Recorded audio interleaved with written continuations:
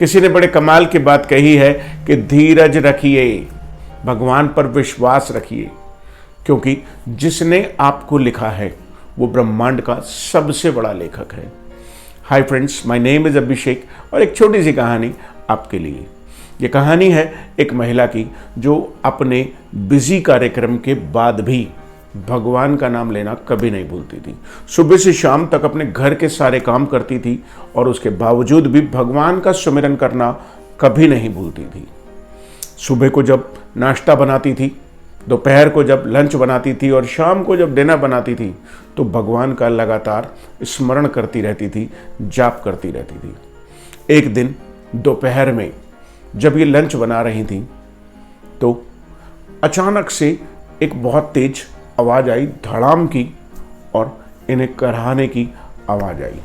उस आवाज़ को सुनकर जब ये आंगन में पहुंची तो वहां इन्होंने देखा कि 8 साल का बच्चा ऊपर से नीचे गिरा था और खून बह रहा था, लगभग बेहोश सा हो गया था और जोर जोर से करा रहा था, माँ माँ। अब इन्हें ये समझ आ गया था कि ये इनका ही बच्चा है। ऊपर छत पर खेल रहा था, ये वहां से गिरा है। अब इतना देखकर बहुत परेशान हो गई, दुखी हो गई, समझ में नहीं आ रहा था कि क्या करे। अब इनके पास घर में भी कोई नहीं था, किसे आवाज़ लगाएं, किसे बुलाएं, और ये खुद भी कमज़ोर महसूस कर रही थी क्योंकि 8 दिन पहले इनका अपेंडिक्स का ऑपरेशन हुआ था। टाँके अभी कच्चे थे, हरे थे, तो इनके अंदर भी इतनी शक्ति नहीं थी कि इसे उठा करके डॉक्टर के पास ले जा सके। लेकिन जब कोई रास्ता ही दिखाई नहीं दिया, माँ की ममता हावी हो गई और उन्होंने उस बच्चे को उठाया और दौड़कर लगभग 1 किलोमीटर दूर हॉस्पिटल था और वहाँ पहुँच गई और भगवान का शुक्रिया अदा करने लगी कि डॉक्टर मिल गया। इत्तेफाक था कि डॉक्टर आज इस समय पर भी मौजूद थे।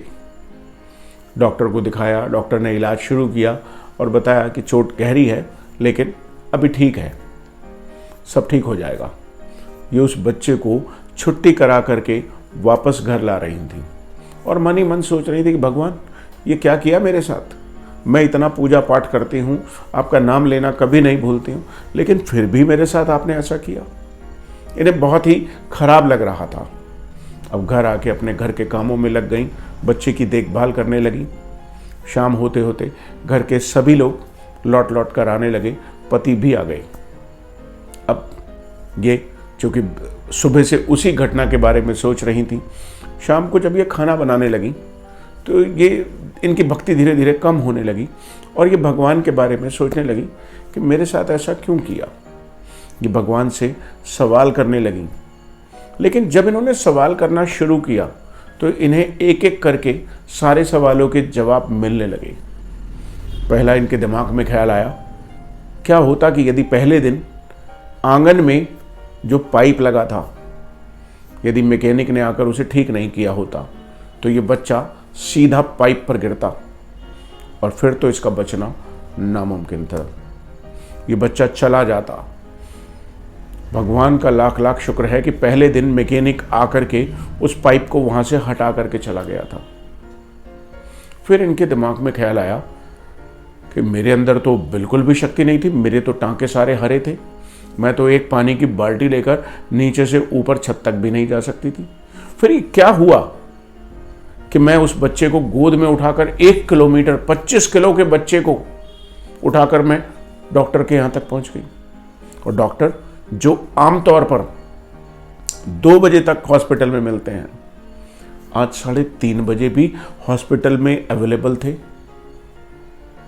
इन्हें समझ तो आ रहा था कि ये शक्ति तो भगवान की दी हुई है।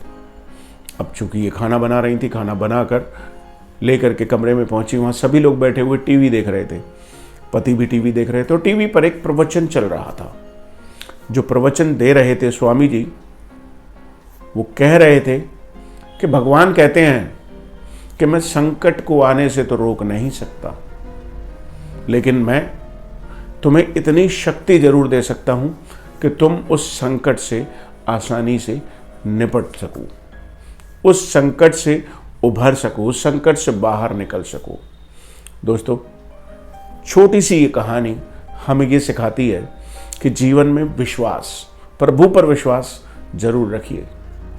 वो कब किस रूप में आपकी मदद करेंगे ये हमें और आपको समझ में नहीं आ सकता, लेकिन जैसा कि मैंने कहा था कि धीरज रखिए और विश्वास रखिए। ये जो कहानी आपकी और हमारी लिखी है, जिसने लिखी है वो ब्रह्मांड का सबसे बड़ा लेखक है। तो प्रभु पर विश्वास करते रहिए, उनका सुमिरन करते रहिए और कर दिखाइए कुछ ऐसा जिसे दुनिया करना चाहे आपके जैसा।